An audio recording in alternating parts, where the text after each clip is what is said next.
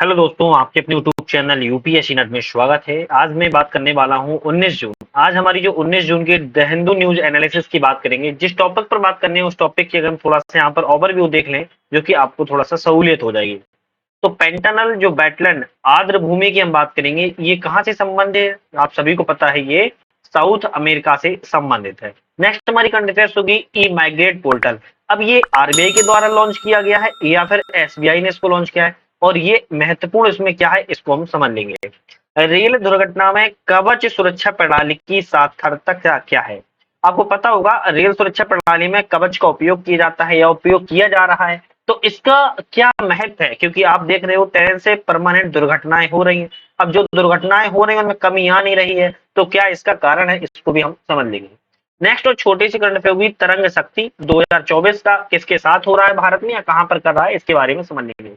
तो एक एक करके सब चीजों को समझते हैं। जल्दी से चैनल पे नए हो सब्सक्राइब कीजिए, वीडियो पसंद आए लाइक कीजिए, सर शेयर कर दीजिए अपने फ्रेंड सर्कल में, जिससे कि उनको हेल्प मिले और मुझे मोटिवेशन मिलेगा। हमारा ऐप भी है जिसका नाम है नेट लर्निंग ऐप, आप इसको डाउनलोड कर सकते हैं। वहां पर बहुत सारी टेस्ट सीरीज वगैरह लगा सकते हो।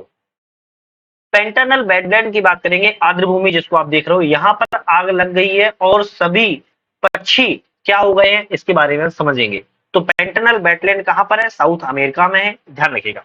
अब साउथ अमेरिका का आप लोगों को मैंने यहाँ मैप तो नहीं लगाया है, लेकिन आप लोग जल्दी से अपने मैप को उठा के देख लो। साउथ अमेरिका के ब्राजील में, ध्यान रखिए कहां पर, ब्राजील में पेंटानल वेटलैंड में आग लगने की घटनाएं इस साल अब लगभग 10 गुना बढ़ चुकी हैं।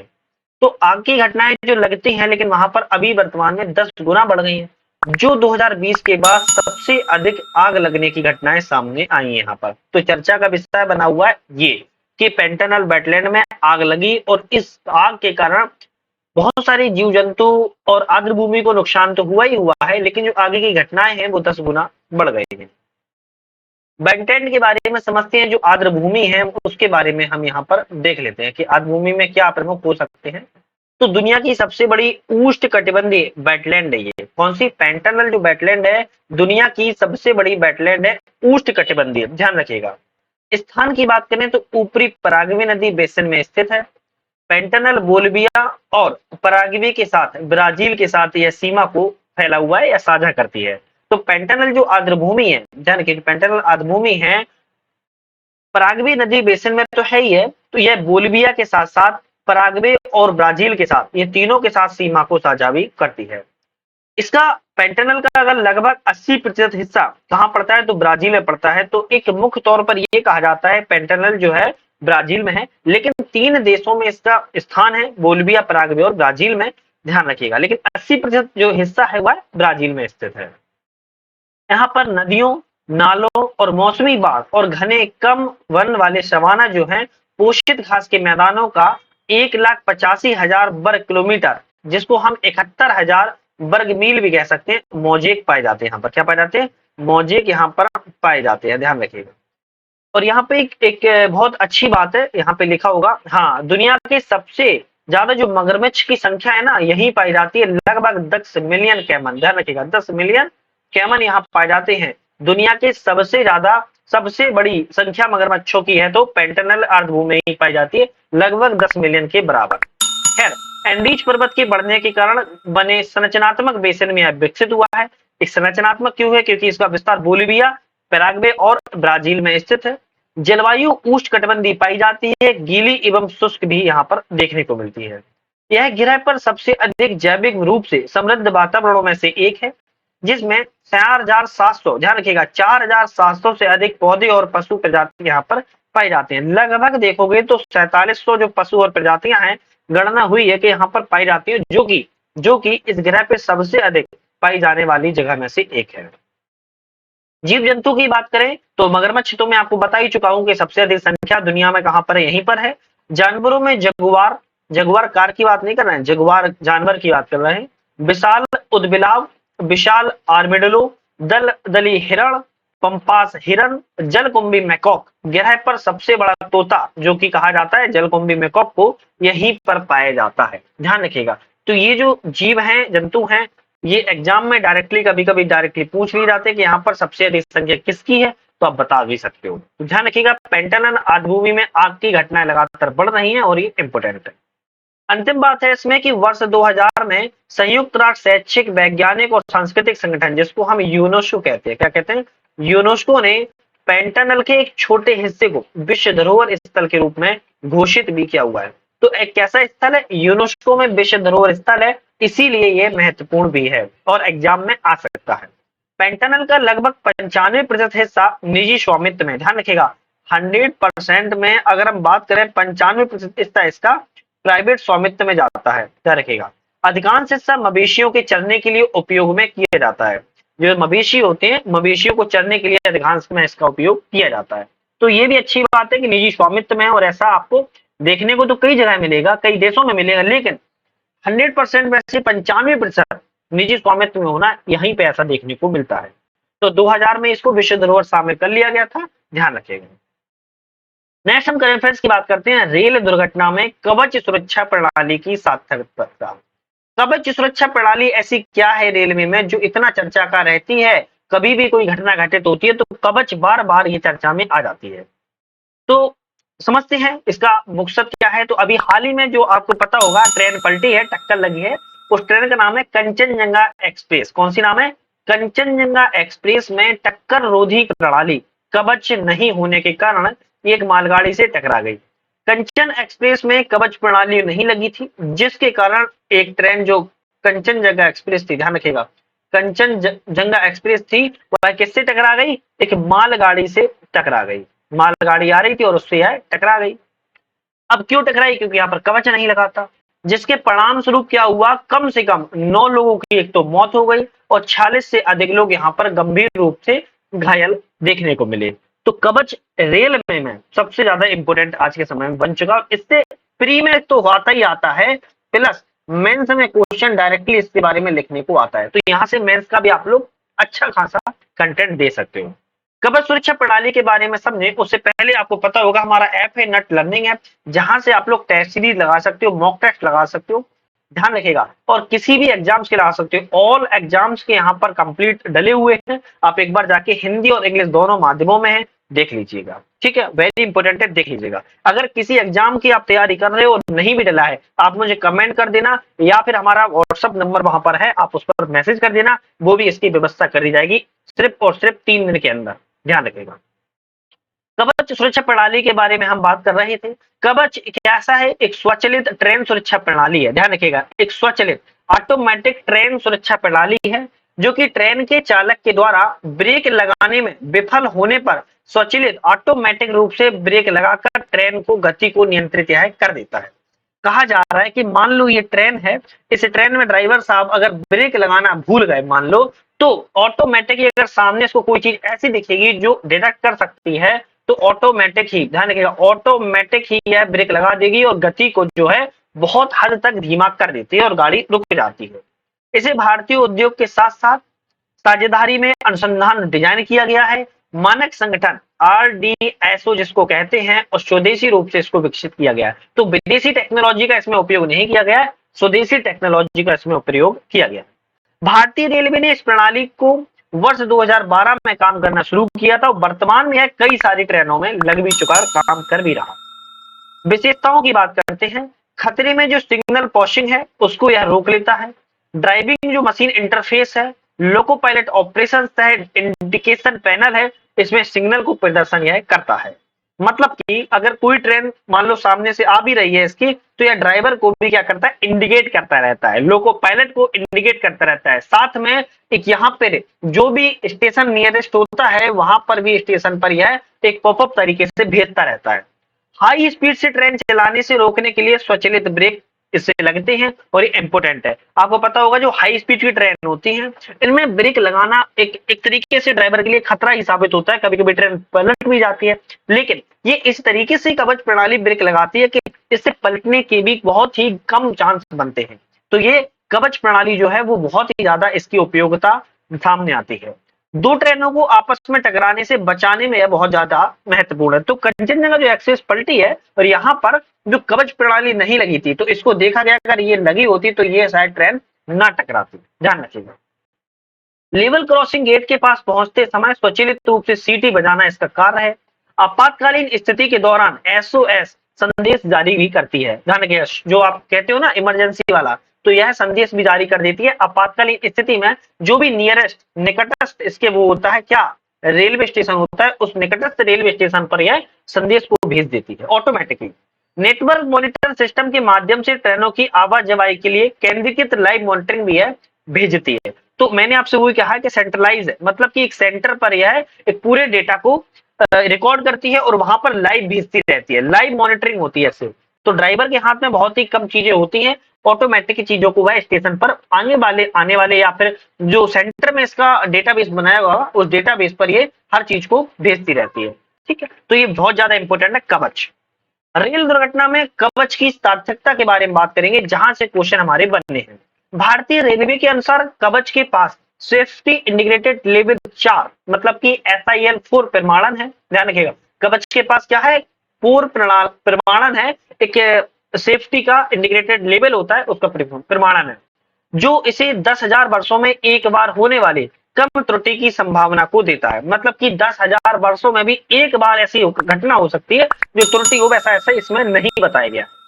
यह चालक के द्वारा सिग्नल की अनदेखी करने या गति सीमा से अधिक गति करने पर ट्रेन को सचेत करता रहता है और रोककर दुर्घटनाओं को भी रोकने में सक्षम बनाता है। कभी कभी क्या होता है कि जो चालक दल होता है वहां पर स्पीड मान लो 60 किलोमीटर की प्रति घंटे की रफ्तार से बताई गई है। अब चालक दल कभी कभी इरिटेट भी होता आता है और मान लो वह 100 किलोमीटर प्रति घंटे की रफ्तार से चला रहा है, तो क्या करेगा कवच, कवच बताएगा कि नहीं ये नहीं करना है, तो वह गति को भी नियंत्रित कर देगा। सबसे बड़ी बात तो गति को नियंत्रित करने के साथ साथ सेंटर का जो डेटाबेस बना है वहां पर यह सिग्नल भेज देगा, लाइव मॉनिटरिंग करके सिग्नल भेज देता है। तो ये भी अपने आप में इंपॉर्टेंट है। कवच, घने जो कोहरे होते हैं सर्दियों में आपने देखा होगा अक्सर रेल टकरा जाती है, तो कवच जो घने कोहरे होते हैं उस प्रतिकूल मौसम में भी ट्रेन के संचालन में समर्थन करता है। उसी ट्रैक पर पास करने में किसी अन्य ट्रेन का पता लगाने पर भी यह स्वचालित रूप से रोक सकता है। मतलब कि घने कोहरे में भी यह रोकने में सक्षम है और पता लगाने में सक्षम रहता है, जो सर्दी के समय में होता है।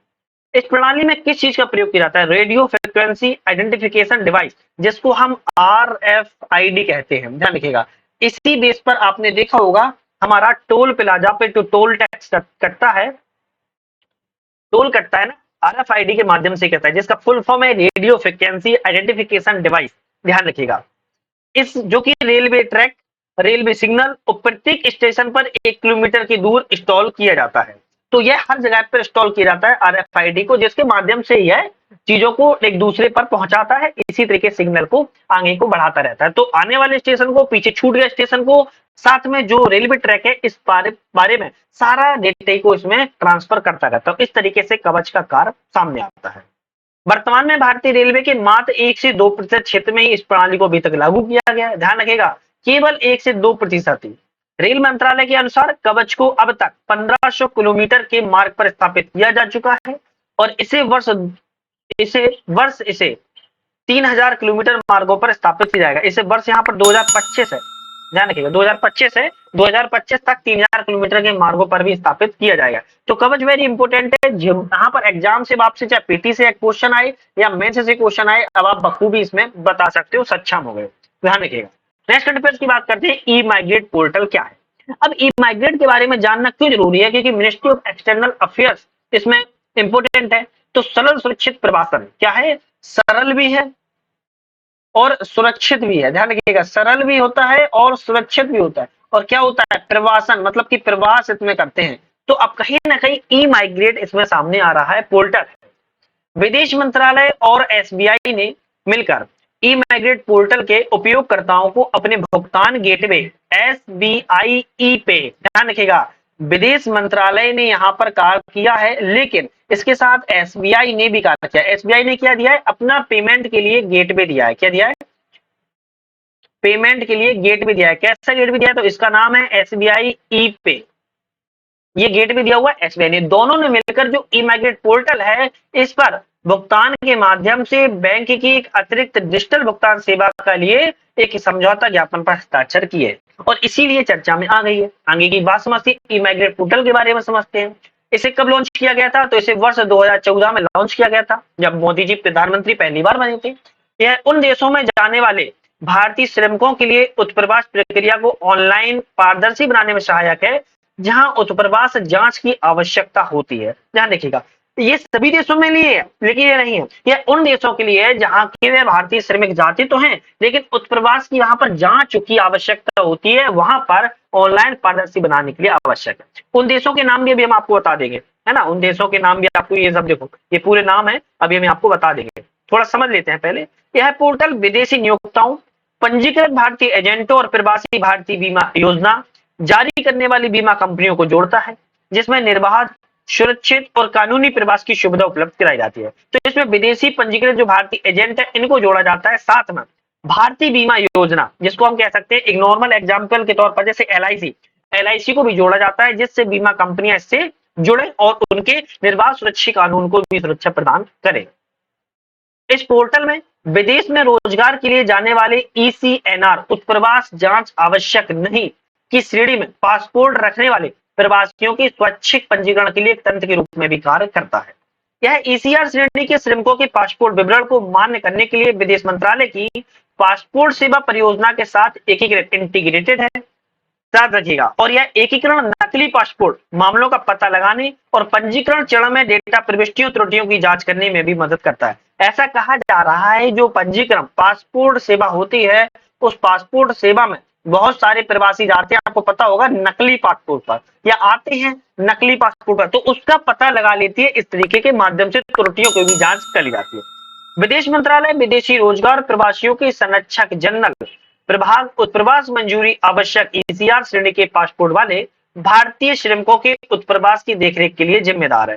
ध्यान रखिएगा, जो प्रवासवासी हैं, जो प्रवासी हैं, माइग्रेट करते हैं, इनके लिए कौन जिम्मेदार है? विदेश मंत्रालय तो है ही, लेकिन इसका विदेशी रोजगार प्रवासी मंत्रालय के अंतर्गत आता है एक जनरल प्रभाग, और दूसरा आता है उत्प्रवास मंजूरी आवश्यक। इस श्रेणी के अंतर्गत जिम्मेदार है, वह देखता है कि भारतीय श्रमिक जो उत्प्रवास कर रहे हैं उनका सही से हो रहा है कि नहीं हो रहा है, उनकी सुरक्षित संरक्षक हो रहा है कि नहीं होता। ये अर्ध अकुशल या कुशल अकुशल श्रमिक, जिन्हें बेईमान भारतीय एजेंटों या फिर विदेशी नियोक्ताओं के द्वारा शोषण के लिए सबसे अधिक असुरक्षित माना जाता है, और इसको यह जिम्मेदार रूप से देखता भी है। ईसीआर धारकों को अगर 18 नामित ईसीआर देशों में जाना हो तो कौन कौन सी? अफगानिस्तान आता है, Bahrain, Indonesia, Iraq, Jordan, Kuwait, Lebanon, Libya, Malaysia, Oman, Qatar, Saudi Arab, दक्षिणी सूडान, सूडान, सीरिया, थाईलैंड, संयुक्त अरब अमीरात, यमन। नौकरी करने के लिए उत्प्रवास मंजूरी की आवश्यकता होती है। इन देशों में अगर आप जॉब पाने के लिए, नौकरी पाने के लिए जा रहे हो, तो आपको उत्प्रवास मंजूरी की आवश्यकता अब आपको लेनी पड़ेगी, और इसके लिए ध्यान रखिएगा, इसके लिए विदेश मंत्रालय के साथ साथ आपको एसबीआई की भी आपको यहां पर जानकारी होनी चाहिए, क्योंकि जो पेमेंट होता है वो एसबीआई ई पे के माध्यम से पेमेंट होगा, और ये वही देश हैं जहां पर सबसे ज्यादा लड़ाइयां होती हैं, बॉम्ब कंट्री हैं, तो यहाँ पर कुछ खतरे भी सामने आते हैं, क्योंकि यहाँ पर जो नौकरी करने के लिए जाते हैं अक्सर देखा जाता है कि फंस भी जाते हैं, बहुत बार इनके पासपोर्ट जब्त कर लिए जाते हैं, तो वहां से फिर वापस नहीं आ पाते हैं, तो इसीलिए यहाँ पर पूरी जांच के बाद ही इनको भेजा जाएगा। आज की हमारी अंतिम करंट अफेयर्स है तरंग शक्ति। तो जल्दी से आप लोग अभी तक चैनल को सब्सक्राइब नहीं किया, सब्सक्राइब कर लीजिए, वीडियो पसंद आए लाइक कीजिए, शेयर कीजिए अपने फ्रेंड सर्कल में, मुझे मोटिवेशन मिलता है और उनको हेल्प मिलती है। जिसमें हमारा ऐप आ चुका है, नट लर्निंग ऐप, ध्यान रखिएगा नाम है नट लर्निंग ऐप, डिस्क्रिप्शन में लिंक है, इसको डाउनलोड कर लीजिए जल्दी से, वहां पे आप लोगों को हेल्प मिलेगी, टेस्ट सीरीज, पीडीओ, पीडीएफ सारी चीजें आप लोग वहां पर मिल जाती है। तरंग शक्ति क्या है? तो अगस्त 2024 में तरंग शक्ति 2024 नामक अपने पहले बहुराष्ट्रीय हवाई अभ्यास का आयोजन करेगा। कब करेगा? अगस्त 2024 में करेगा, और पहली बार बहुराष्ट्रीय हवाई अड्डे का। इसमें 10 देश भाग लेंगे, जिसमें कुछ अन्य पर्यवेक्षक भी शामिल होंगे। तो पहली बार किया जा रहा है, तो इंपोर्टेंट है, क्योंकि और कब है? अगस्त 2024 में है, सॉरी हाँ 24 में है। इसमें अमेरिका के द्वारा आयोजित रेड फ्लैग अभ्यास से यह प्रेरित है। अमेरिका में हुआ था एक रेड फ्लैग अभ्यास, उससे यह तरंग शक्ति प्रेरित है। इसका आयोजन 2 चरणों में होगा। पहला चरण दक्षिण भारत में होगा और दूसरा चरण पश्चिम भारत में होगा। ध्यान रखिएगा, साउथ में इंडिया में होगा और वेस्ट इंडिया में होगा। साथ में इसमें कौन कौन देश शामिल होंगे? तो Australia, France, Germany, Japan, Spain, संयुक्त अरब अमीरात, यूनाइटेड किंगडम मतलब कि ब्रिटेन, और संयुक्त राज्य अमेरिका, साथ में भारत तो इसमें होगा ही होगा। तो इसमें इतने देश शामिल होंगे। इसमें जर्मनी के द्वारा A400M विमान का प्रदर्शन किया जाएगा। इसमें मध्यम परिवहन विमान की श्रेणी में खुले टेंडर के संभावित विकल्प के रूप में भी इसको जाना जा रहा है। भारतीय वायुसेना आईएएफ ने अलास्का में 4 से 14 जून 2024 तक हवाई अभ्यास रेड फ्लैग 2024 के दूसरे संस्करण में भी भाग लिया था। तो यूएसए का जो रेड फ्लैग 2024 का हुआ था उसमें भारत ने भी भाग लिया हुआ था, तो मैंने आपको ये भी बता दिया है। और इसी के तहत पर तरंग शक्ति अभ्यास किया जा रहा है। सिंगापुर और अमेरिकी विमानों के साथ भारतीय राफेल भी संयुक्त अभ्यास में शामिल हुआ। इन आयोजित मिशनों में आक्रामक काउंटर एयर और एयर डिफेंस भूमिकाओं में लार्ज फोर्स एंगेजमेंट के साथ एक भाग के रूप में बियॉन्ड विजुअल रेंज युद्ध अभ्यास में इसमें शामिल किया गया था। तो यहाँ पे तरंग शक्ति अभ्यास अगस्त 2024 में आ रहा है। इसके जब होगा तब इसमें एक और करंट अफेयर्स आएगी, तो वो भी उस पर हम बात कर लेंगे। तभी इसलिए कि अभी बहुत सारे बीच में एग्जाम्स आते हैं, तो हो सकता है पूछ लिया जाए, तो इसमें आपको बता दिया। आज ये समाप्त करते हैं, नेक्स्ट वीडियो में पुनः मुलाकात करेंगे। वीडियो पे बनने का बहुत बहुत धन्यवाद।